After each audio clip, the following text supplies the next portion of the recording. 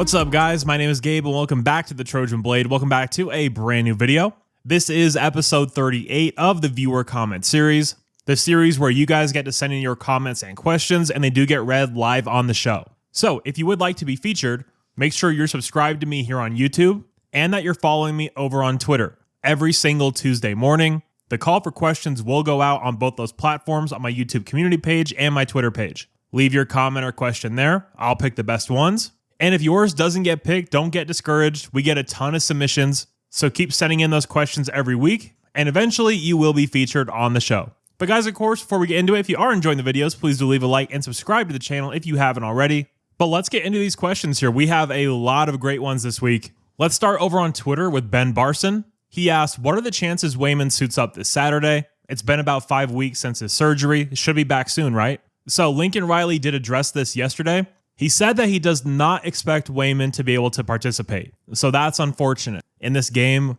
running the ball is going to be important, not as important as the throw game in my opinion, but it's going to be huge. So to not have our 1-2 punch fully healthy is very unfortunate. He might be back for UCLA. Now, if we can beat Oregon and we're in a playoff spot, that's going to be massive, right? But if we lose to Oregon or we lose to the Bruins, God forbid, then yeah, I'm not certain we see Wayman again this season.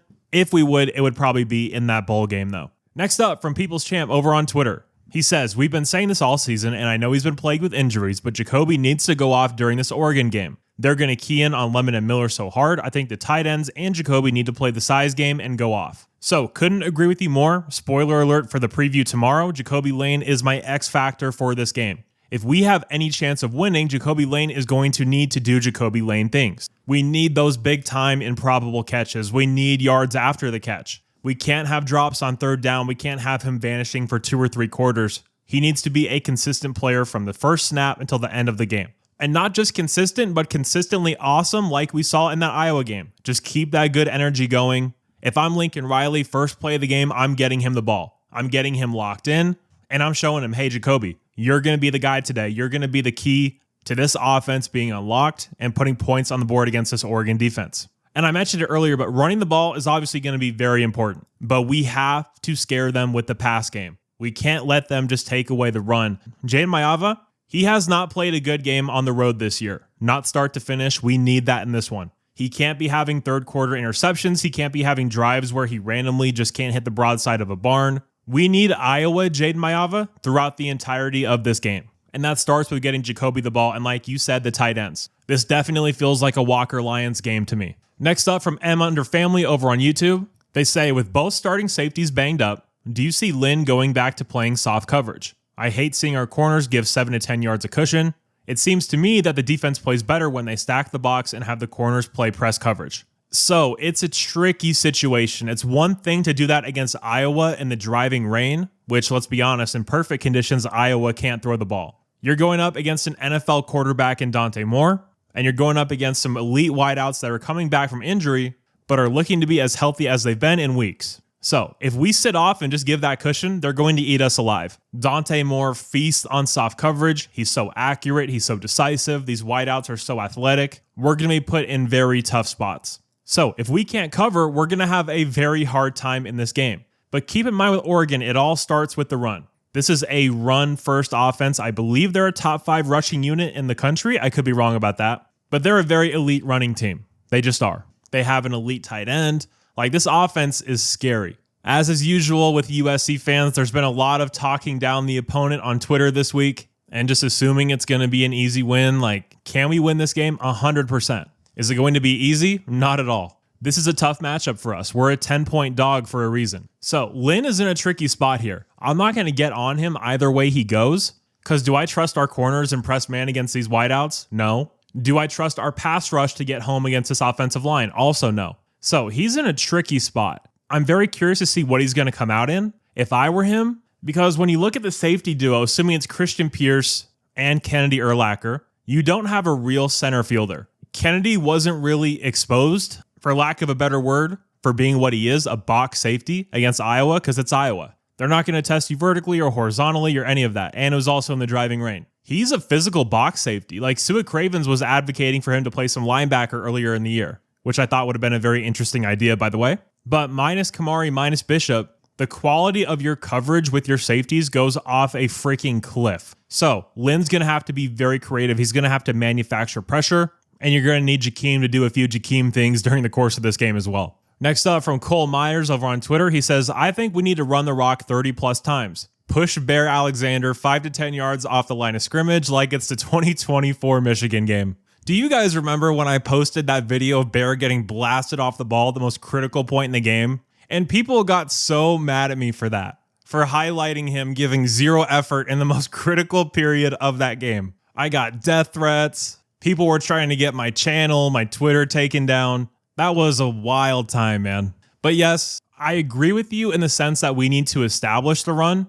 And unfortunately, Bear Alexander has actually improved a lot this year. He's doing pretty well at Oregon. I think we're going to need to throw to set up the run in this game as opposed to run to set up the pass. Because if I'm Oregon, I want to get Jaden Maiava in a situation where he has to throw the ball, right? Because if they know we have to throw, then they can get after Jaden, they can confuse him, and on the road, he's extremely mistake prone. So they're probably going to be hyper aggressive in their approach to him in this game. Next up from Brian O over on YouTube. He says, I've watched a few of Oregon's games this season. Call me crazy, but I don't see them as a huge threat as previous years. I see this being a dogfight, mid to low 20s scoring for both. Am I being biased, or is there something you see in Oregon I don't? Well, Brian, what I tell you is look at what Vegas says. Oregon's favored more over us than we were over Iowa.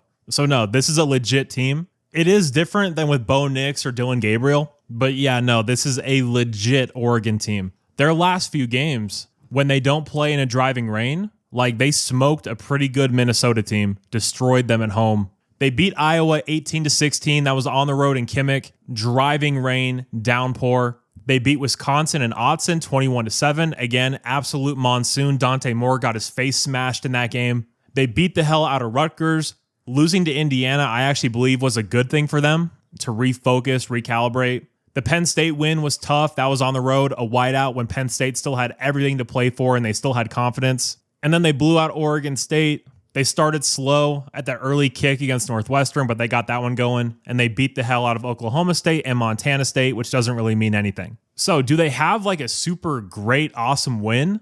I mean, if we're calling the Iowa win a good win for us at home, you have to say it's a good win for them on the road. And I do think beating Minnesota the way they did, just destroying them on a Friday night, 42-13, I think that was also a good win as well. So no, if you really watch Oregon, you watch the line play, you watch the play of the tight ends, you watch Dante Moore's process, no, they're a very legit squad. Like Dante Moore is still a young-ish quarterback. He still has moments where it's like, dude, what are you doing? But when he's on, he's one of the best throwers of the football in the entire country. Very similar to Jaden Maiava, where they each have these stretches of just like head-scratching decisions, inaccuracy.